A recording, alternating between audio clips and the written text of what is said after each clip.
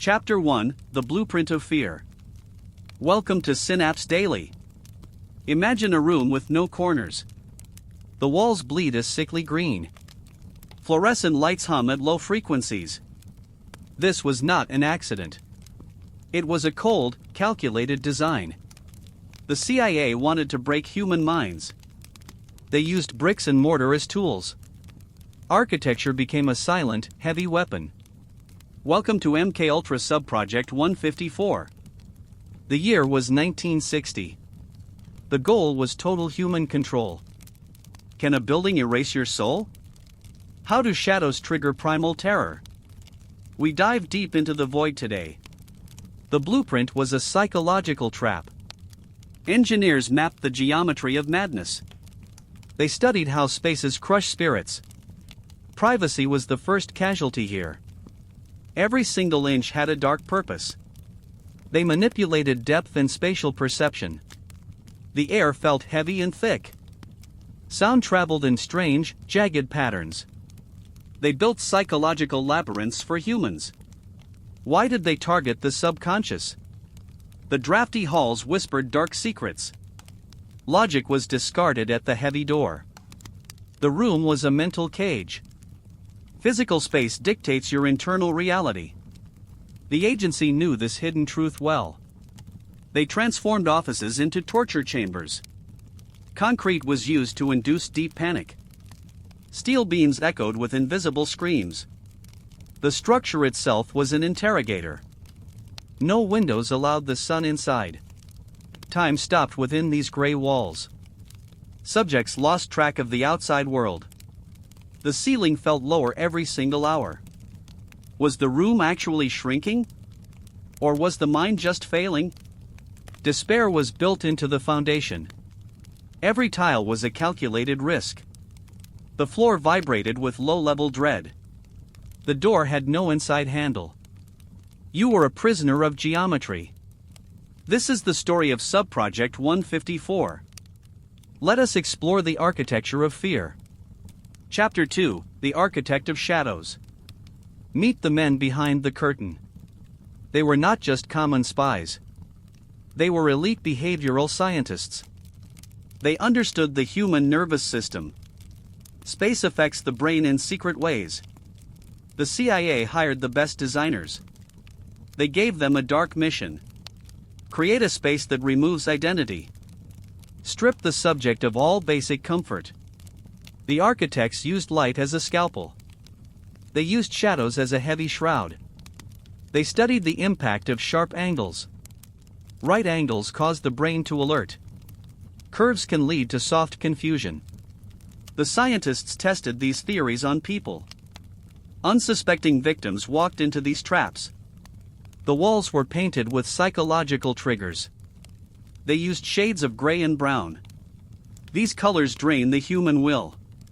The researchers monitored every single reaction. Did the subject sit or scream? Did they pace the small floor? The building was a living laboratory.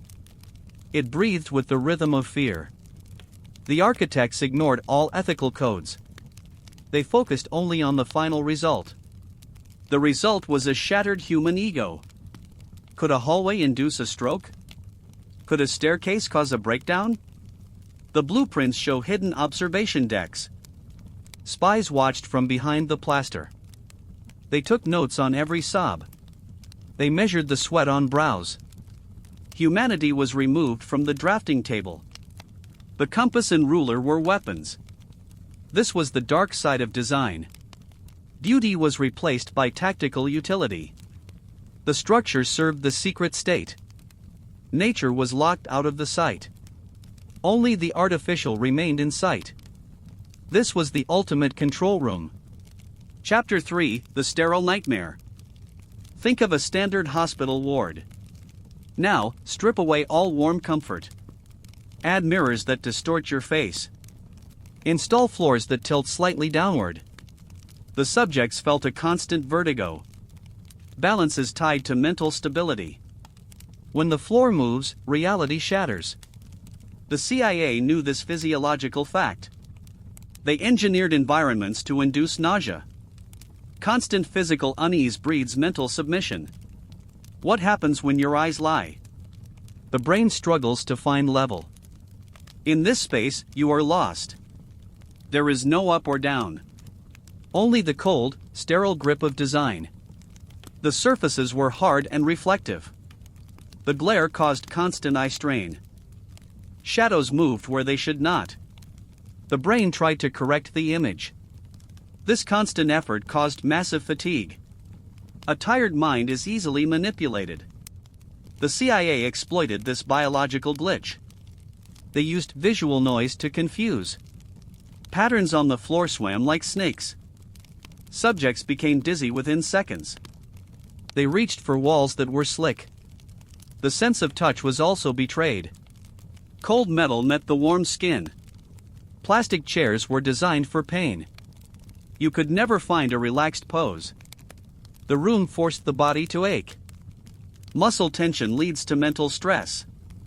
Every physical detail served the goal. The goal was a broken subject. They stripped the room of all landmarks. No clocks marked the passing minutes. No calendars showed the passing days. Sensory deprivation was the silent partner. The sterile white light never flickered. It burned into the retinas at night. Sleep became a form of torture. The bed was a hard, flat slab. The nightmare was made of concrete. Chapter 4: Sensory Overload Stations. The rooms were living, breathing machines. Temperature shifted without any warning signs. Icy blasts followed by desert heat. The skin screams under thermal stress. Then came the auditory assault. White noise pumped through hidden vents. High-pitched squeals broke the midnight silence. Sleep became a distant, fading memory. The architecture dictated the circadian rhythm. They turned the lights into hammers. Total darkness alternated with blinding strobes. How long can a mind endure? The walls pulsed with artificial energy. Humans became mere data points here. The torture was built into the walls.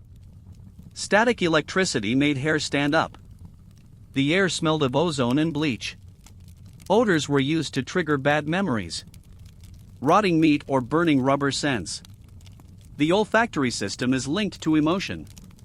The CIA used smells to induce fear. Imagine breathing in terror every second. The ventilation system was a delivery tool. It brought pain through the nostrils. Speakers played recordings of crying infants. Sometimes they played reversed human speech. The brain tries to find meaning. It finds only chaos and static. The subject begins to lose their language. Thoughts become fragmented and very sharp. Sensory overload prevents any clear focus. You cannot think about your escape. You can only feel the noise. The room vibrates with a deep thrum. It shakes the teeth in the jaw. The skull feels like a ringing bell. There is no escape from the sound. The architecture screams at the inhabitant. The station is always at full power. The body eventually enters a shock state. This is what the CIA wanted. Total system failure in a room. Chapter 5: The Isolation Cells. Isolation is the ultimate ego killer. Subproject 154 perfected the black box design. These cells were small and very cramped. They were built to be perfectly soundproofed. You hear your own heart beating loudly. The silence sounds like a constant roar. The walls feel like they are moving. Kinesthetic deprivation causes vivid, dark hallucinations. The brain invents monsters to cope. The CIA watched through thick one-way glass. They timed the onset of total hysteria. Is the human mind stronger than stone? Most subjects broke within 72 hours. The room eats your sense of self. You become a ghost in a box. Solitude is a sharp, jagged blade here. The ceiling is just inches from your head. You cannot stand up straight in here. You cannot stretch your tired limbs. The confinement triggers a primal claustrophobia. Air flows through tiny, hidden pinholes. The oxygen feels thin and very stale. Your own breath becomes your only companion. Minutes feel like long, ruling years. The lack of light destroys your vision. Your eyes search for a single spark. The darkness is heavy like wet velvet. It presses against your open eyelids. You lose the concept of your body. Where do your hands actually end? Where does the cold wall begin? The boundaries of reality simply melt away. The CIA recorded every whimper and sob. They studied the pace of mental decay. Isolation turns the mind against itself. It is a slow, silent execution. The cell is a tomb for the living. No one can hear you scream inside. The void is your only witness now. The box is the end of everything. Chapter 6: Color Theory Warfare. Colors influence our deepest primal moods. The CIA experimented with aggressive hues. Blood red ceilings caused rising anxiety levels. Deep violet floors induced very heavy depression. They tested Baker-Miller pink for weakness. Certain shades can sap all muscle strength. Others can trigger sudden, violent rage. The paint was a tactical chemical signal. Every hallway had a specific dark vibe. None of them were peaceful or kind. Could a color make you confess? The CIA believed the answer was yes. Visual stimuli bypassed the conscious mind. They painted the walls with pure despair. The spectrum was a precise tactical tool. They used neon yellow to prevent sleep. The glare caused a burning sensation. Blue light was used for deep chilling. It made the subjects feel freezing cold. They alternated colors to cause mental whiplash. 1 hour was red, the next orange. The brain cannot adjust to the shifts. Nausea follows the change in wall color. The eyes ache from the vibrant intensity. Pigments were chosen for their trauma potential. The walls felt like they were screaming. They used patterns that seemed to vibrate. Black and white stripes created visual vertigo. Subjects felt like they were falling. The floor seemed to spin underfoot. This was not art, it was war. Every brushstroke was a calculated attack. They mapped the psychology of every shade. The environment was a rainbow of pain. Your mood was no longer your own. The paint dictated your every feeling. The walls were a silent hypnotic suggestion. Chapter 7: The Panopticon Effect. Total surveillance was the core mandate. Hidden cameras lived inside the vents. Microphones captured every frantic, labored breath. The subjects knew they were watched. This is the famous Panopticon effect. The feeling of eyes creates deep paranoia. Constant observation forces a mental shift. The ego tries to hide deep inward. But there is nowhere to hide here. The architecture removed every private corner. Even the toilets were completely exposed. Why strip away every last dignity? Dignity is a barrier to reprogramming. The gaze of the state is absolute. You are never, ever truly alone. The lens is your new god. You start to act for the camera. You lose your natural, private behaviors. The watchers stay silent and invisible. They are ghosts behind the glass. They see you in your weakest moments. They see you when you cry. They see you when you sleep. The pressure of the gaze is heavy. It feels like a physical weight. Your nerves are always on edge. You wonder what they are thinking. You wonder if they are laughing. The architecture makes you a specimen. You are a bug under a lens. Privacy is a luxury of the free. Here, you are just a data set. The mirrors are all two-way glass. You see yourself, but they see you. The self becomes a public theater. This is the ultimate psychological cage. The walls have eyes and ears. Chapter 8: Frequency and Vibration. Solid structures can carry low-frequency sound. Infrasound causes a feeling of deep dread. It vibrates the fluid in the ear. The building itself hummed with malice. These ghost frequencies trigger phantom sightings. People felt shadows moving behind them. The CIA used the HVAC system. They turned ventilation into a weapon. Sub-bass tones vibrated the human chest. It mimics the fear of predators. Can a sound make you run? Or make you stay and cower? The architecture sang a terrifying song. The bones of the building rattled. Technology met biology in the walls. The frequency was below human hearing. But the body felt every single wave. It caused the organs to vibrate softly. The heart rate began to sink. Anxiety peaked as the hum grew. They used resonance to crack the spirit. Every room had a different note. Some notes caused a loss of control. Others caused a sudden, deep sadness. The air itself was shaking constantly. You could not block the sound. Earplugs did not stop the vibration. It came through the floor and bed. The building was a giant tuning fork. It played a symphony of pure terror. The pipes hissed with invisible frequencies. The subjects felt a sense of doom. They could not name the source. The fear felt natural and internal. But it was engineered by the fans. The architecture was a sonic trap. Chapter 9: The Disorientation Corridors. Paths never led where they seemed. Long hallways ended in sudden dead ends. Doors opened into solid brick walls. This is spatial gaslighting at work. The brain relies on mental maps. When the map fails, panic rises. The CIA created a physical maze. Subjects wandered for hours in circles. The loss of direction precedes breakdown. A lost man is a vulnerable man. Where did the exit go? It was never really there at all. The maze was the interrogation. Navigation became a source of trauma. The path was a lie.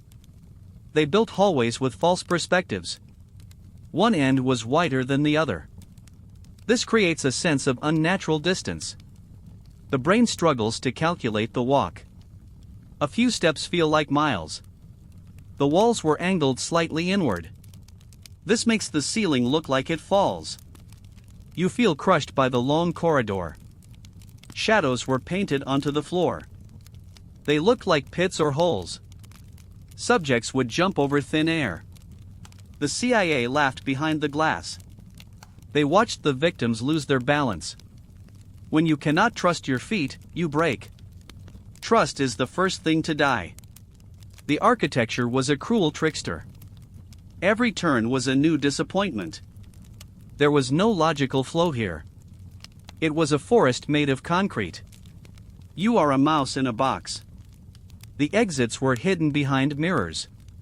The light was always dim and gray. Your internal compass was spinning wildly. The building was designed to be unmapped. It was a prison of confusion. Chapter 10: Chemical Architecture. The air was often laced with agents. Aerosolized drugs flowed through the ducts. LSD and BZ were the favorites. The architecture delivered the chemical payload. The room would start to melt. The walls turned into liquid fire. Spatial distortion met chemical-induced psychosis. The CIA monitored the synergistic effects. Design plus drugs equals total control. How do you fight a building? The environment becomes the primary interrogator. The air you breathe betrays you. The vents are the delivery system. Everything is a trap for the senses. The ceiling is falling toward you. The room grows teeth and breathes. The walls pulse like a giant heart. The floor feels like soft, rotting meat. They used architecture to enhance the trip. Geometric patterns on the walls began moving. They became swarming insects in the mind. The drugs made the corners look infinite.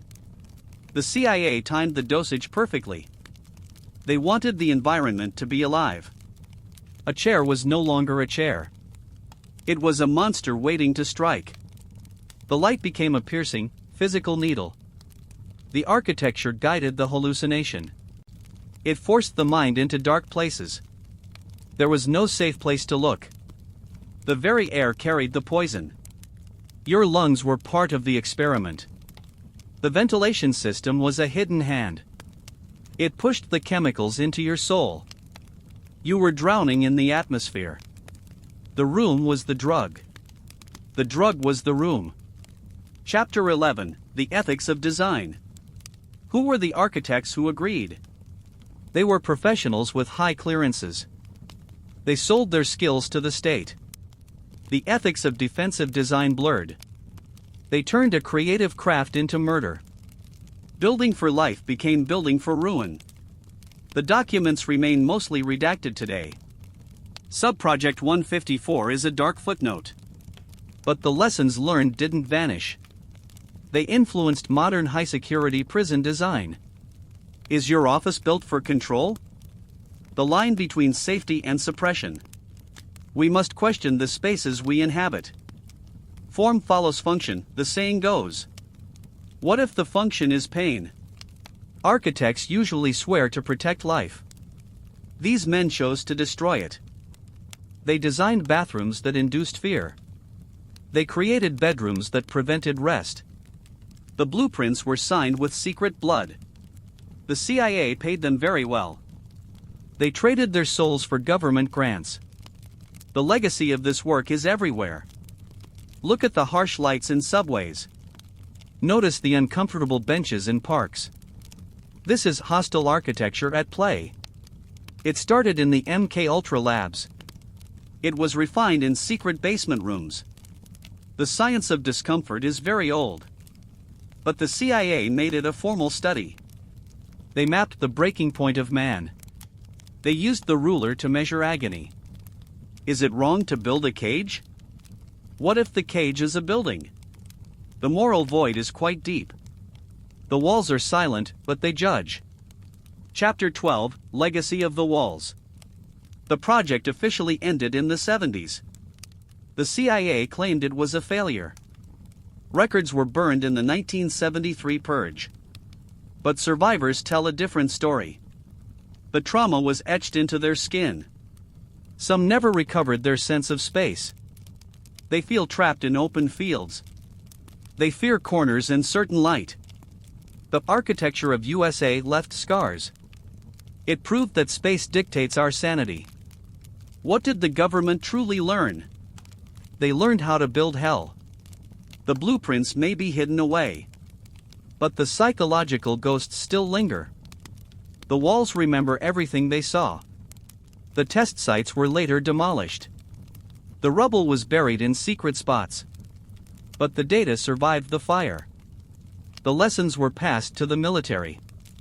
They used these tactics in black sites. Modern interrogation rooms use these same colors. They used the same flickering light patterns.